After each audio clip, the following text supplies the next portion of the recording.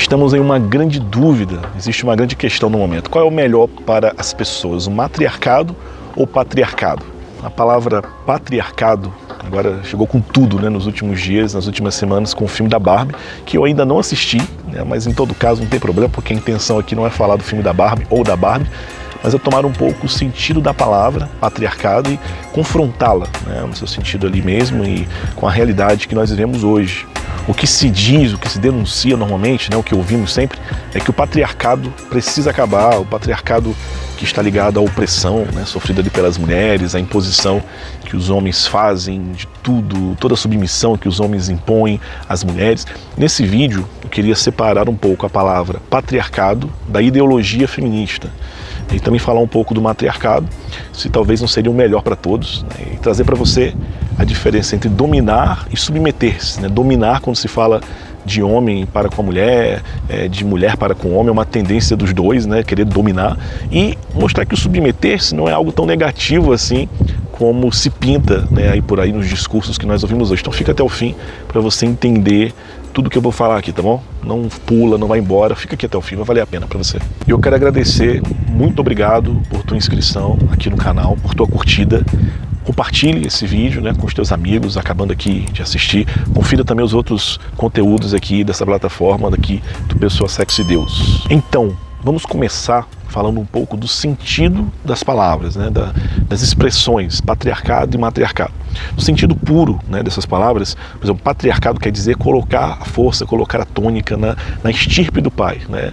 Matriarcado, né, na estirpe da mãe, na referência da mãe.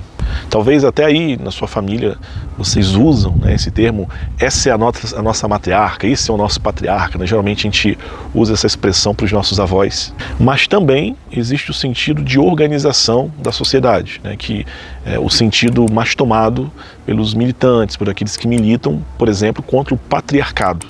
Segundo alguns historiadores, aqui eu vou citar para você o John Jacobi, né, que é do século XIX, que é suíço.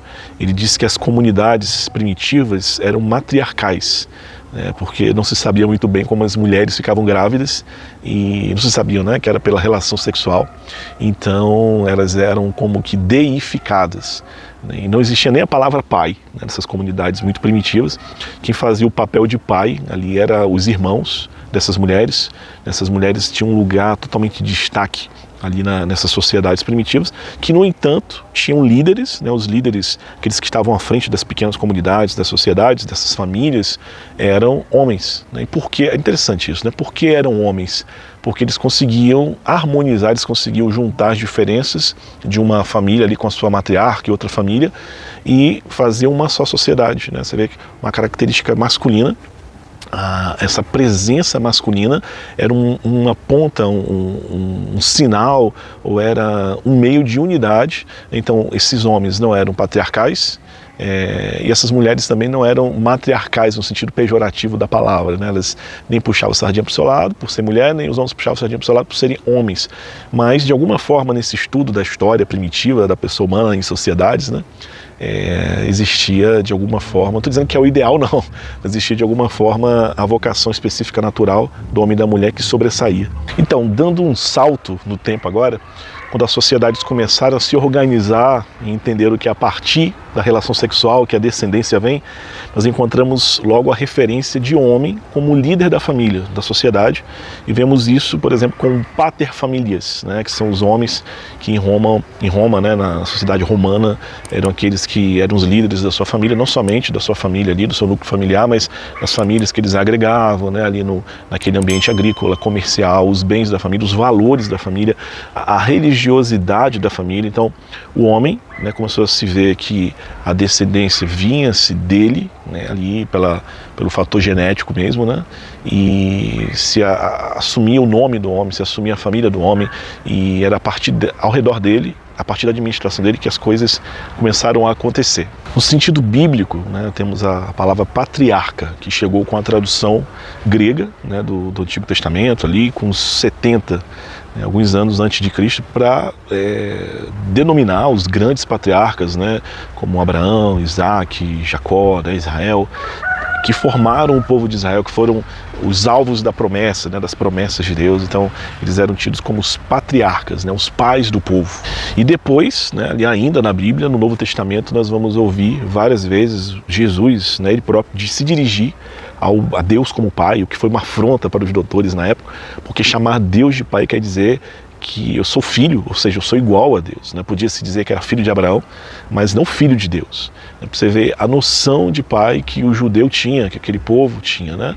Então, porque ele se pretendeu ser igual a Deus, dizer que era filho de Deus, ele também foi de alguma forma condenado, né? E não se entendia porque ele se dizia filho de Deus e porque ele também ensinava os seus discípulos a chamarem Deus de pai. Então, é uma grande novidade que Cristo trouxe em relação a isso. E aí eu queria dizer para você o seguinte: não é bom para o homem nem o patriarcado, nem o matriarcado, no sentido de regime absoluto. Né? Existe o lugar do homem e o lugar da mulher, o lugar do masculino e do feminino, o lugar da mãe e o lugar do pai. Não digo que não existe, ou que na história não tenha existido um desequilíbrio, uma discriminação em relação do homem com a mulher, na liberdade, nos direitos iguais para os dois. A questão toda é que na luta atual contra o tal patriarcado, contra a masculinidade tóxica, é que a vocação e a missão própria do homem pode ser tida como algo negativo, né? A virilidade, o impulso natural de proteger, de cuidar, pode ser visto, pode ser, não, na verdade é até visto como uma forma de opressão do masculino sobre o feminino sempre, né? E como que uma verdadeira luta para se condenar o ser homem, o ser masculino, né? As características próprias, diferenças até entre homem e mulher. E é fato, né, que vemos cada vez mais meninos efeminados, confusos, pais que se sentem intimidados na hora de chamar a atenção dos filhos, com medo de serem tidos ali como machistas, meninas também masculinizadas, querendo se apoderar, assim, se empoderar, né, como é a palavra do momento, assumindo para si características masculinas. As coisas têm ficado confusas demais. Existe um medo do homem de cortejar uma mulher, por exemplo, que o atrai, porque pode ser tratado de machista. Existe uma enorme diferença, né, entre cortejar e faltar com respeito. E, gente, são os jovens, né, os meninos e as meninas que mais sofrem com todas essas narrativas que surgem, né, sobre o mal da masculinidade, da família patriarcal, enfim, todos esses termos, né, que vão surgindo como algo totalmente negativo. Se aproveita da ignorância das pessoas, né, por exemplo, em relação ao seu conhecimento bíblico, conhecimento teológico, para dizer que a igreja é machista, que a Bíblia é um livro escrito por homens, por isso é machista, o que é uma mentira terrível, de mau gosto. Basta olhar para as primeiras páginas da Bíblia, por exemplo. Às vezes é mal traduzida, é verdade, mas a mulher é a Isha, do Ish. Isha quer dizer auxílio, socorro divino. Essa expressão é encontrada em outras partes da Bíblia como Deus que se deu, que se dá como socorro, que se dá como salvação para o homem. Eu já ouvi uma teóloga feminista dizendo que a mulher não é um mero auxílio do homem, né, falando até de forma pejorativa, e claro que não, né, a mulher vem como heroína até socorrer o homem, completar a criação, permitir ao homem de se dar e de acolher. Já depois do pecado, vemos nesse pré-evangelho, né, Deus que diz ali a serpente, diz ao símbolo da maldade, da perdição, que a mulher iria pisar na sua cabeça, a descendência da mulher iria pisar na sua cabeça. A salvação vem da mulher, né? A salvação vem do fruto gerado no ventre da mulher. Até ali ainda no Antigo Testamento nós vemos o protagonismo de várias mulheres, né? Vemos Maria que recebe o anúncio da encarnação também, ali no Novo Testamento. Não foi José que recebeu, né? Depois o anjo falou com José para ele levar o menino para o Egito, falou que depois ia avisar ele quando fosse para voltar. Deus confiou essa missão a José, própria a sua masculinidade, própria a sua força física, o respeito, né, que ele conseguiu obter como homem, mas deu a Maria toda uma responsabilidade também. Se a Bíblia fosse machista, se a teologia fosse machista, se a igreja fosse machista, nunca teríamos esses relatos, né? Nunca teríamos essas coisas ditas dessa forma até hoje, para todos. Vamos entender um negócio: a maldade, o desejo de dominar o outro existe tanto no homem como na mulher. São João Paulo II fala dessa dominação mútua, o olhar que não consegue mais ver o outro como complementar, mas tem medo do olhar do outro sobre si. Por isso tem vergonha da nudez, por isso acusa o outro. e cada um usa o que tem como potencialidade para possuir, né? O homem sempre tende a usar a força do corpo, da voz, a mulher da sua capacidade de ver além, de seduzir, de chantagear o homem através disso, né, dessas capacidades que ela tem. E é interessante porque tudo isso são atributos dados por Deus para cada um e que, uma vez o olhar afetado pela concupiscência, usamos para dominar o outro. É o homem que diz para a mulher, né, quem manda aqui sou eu, ou ele já se sente desmoralizado porque a mulher toma certas iniciativas ou porque ela ganha mais dinheiro do que ele no trabalho. Do outro lado, encontramos o pensamento feminista de que eu quero o homem só para curtir ou ter um filho, afinal eu não preciso mais de homem nenhum, não quero estar amarrada ao macho igual a minha mãe, que sofreu muito com meu pai. Enfim, né, tudo isso, ouvimos tudo isso constantemente, talvez nós digamos essas coisas. E eu queria dizer para vocês o seguinte, né, sobre a submissão, que não deve ser vista de forma negativa. Eu falo na experiência da submissão mútua, que é a resposta da graça de Jesus para a dominação. Ele que se submeteu ao Pai, morrendo por nós quando ainda éramos pecadores.